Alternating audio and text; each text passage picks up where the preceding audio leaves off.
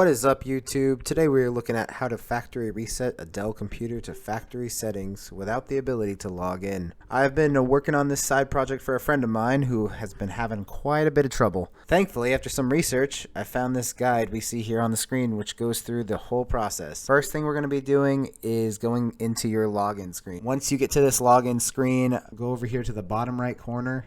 Where you can go turn off the power or click to restart it. And at this moment, hold the shift key on your keyboard. Once you're holding that shift key, keep holding it and click on restart. Now, an important thing to note is that you need to hold the shift key until we get to the troubleshooting screen. So you're going to see that Dell pop up, and once the Dell image pops up on your screen, head on down and you'll be seeing this next screen. Once you've made it to this troubleshooting screen, now we're just going to be going over to this button right here and clicking on troubleshoot. Then you're going to have three options pop up. You're going to see refresh your PC, reset your PC, or advanced options. Go ahead and click that reset your PC. Now, once you've clicked reset your PC, you are going to have the option to either keep your files or remove your files. If you decide to keep your files, it will move them to a place on your hard drive to get once you finish the restart process. And what I just did on my Dell computer, I just did remove all files. And one thing to note while you're doing this process, in case you have a Google account, it's kind of really easy to keep a lot of files in the Google Drive. And I can go through that in another video. But that's just one way to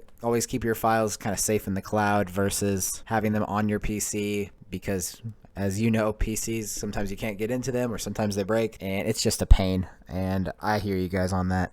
Now your computer is going to be going through the restarting process, and just follow all the prompts. One thing I just experienced in that restart process was you have a chance to either make a local account or just make a Microsoft account. And I just used a different email to just make a Microsoft account for mine, because that way, in case I forget the password, I can just reset it with my Microsoft account through email, and it's just a lot simpler. That might also help you guys avoid this problem in the future. I know that's why I did it, so I can avoid it. The next thing I really wanted to talk about was coming over here to the recovery drive. You can simply do this by searching down here in your screen, recovery drive. The app pops up. Once you click on that app, you're going to have this screen pop up, and it's going to want you to select a USB drive to make a recovery drive. As you can see, this recovery drive, you need at least 16 gigabytes on that USB. So make sure you have a 16 gigabyte USB.